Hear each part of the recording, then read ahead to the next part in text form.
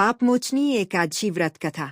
पौराणिक कथा के अनुसार प्राचीन समय में चैत्र मास के कृष्ण पक्ष की एकादशी को पापमोचनी एकादशी कहा जाता है। इस व्रत का महत्व पापों का नाश करने वाला माना गया है।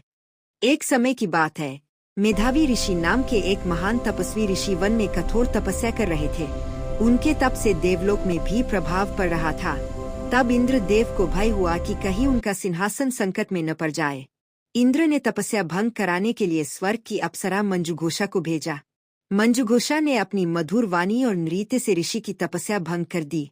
धीरे धीरे ऋषि उनके मोह में पड़ गए और कई वर्षों तक उनके साथ समय बिताया। जब ऋषि को अपनी भूल का एहसास हुआ तो वे बहुत क्रोधित हुए और मंजुघोषा को पिशाच बनने का श्राप दे दिया। श्राप से भयभीत होकर मंजुघोषा ने ऋषि से मुक्ति का उपाय पूछा। तब ऋषि ने कहा कि पापमोचनी एकादशी का व्रत करने से सभी पाप नष्ट हो जाते हैं। मंजुघोषा ने श्रद्धा से पापमोचनी एकादशी का व्रत किया और भगवान विष्णु की पूजा की। व्रत के प्रभाव से उसका श्राप समाप्त हो गया और उसे फिर से स्वर्गलोक प्राप्त हुआ। व्रत का महत्व। यह व्रत मनुष्य के पापों का नाश करता है, जीवन में सुख,